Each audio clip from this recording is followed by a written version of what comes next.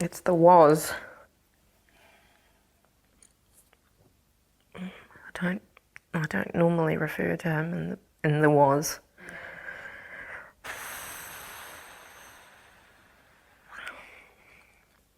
Crying happens regularly.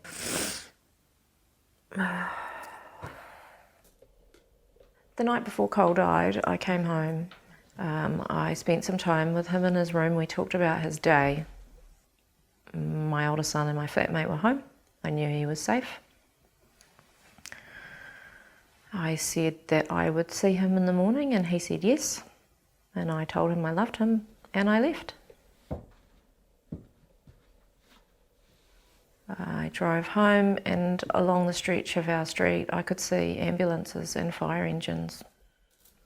And he was around the back of our house, and there was police and ambulance staff present.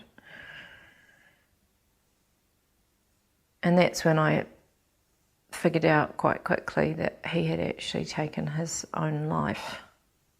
We were just left in a horror where I have a dead child in our house and no explanation. The worst thing you can ever come home to. I have been blogging, and it seemed a natural course of expression to write about it. And I've had a fairly positive response. People don't know what to say when someone takes their life, and they don't want to upset you, or they just don't know. So when you write about it and you share those experiences, even if it's just a couple of paragraphs, it gives them an insight.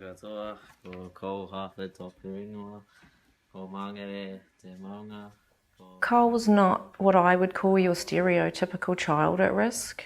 He didn't have any what would appear to be present mental health problems. He was not in the mental health system.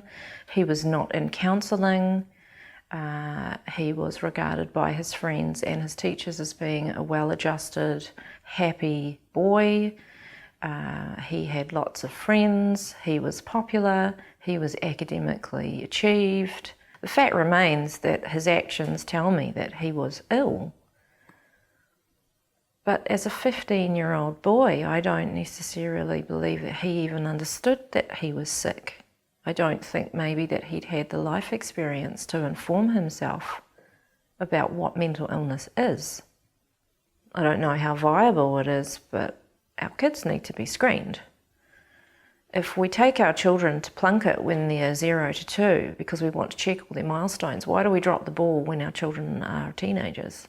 As I have done more reading and become aware of more mothers who've lost their children, there are other boys like him who were happy, well-adjusted, seemingly, and one day they make this horrendous choice and they leave us.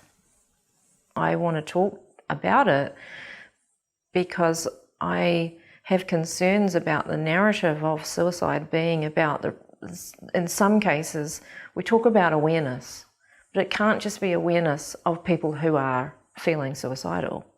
It's got to be everybody.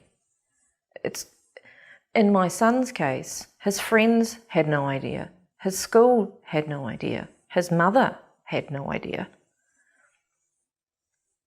It can't just be down to teachers and people, and his immediate family, or even himself. It's down to all of us.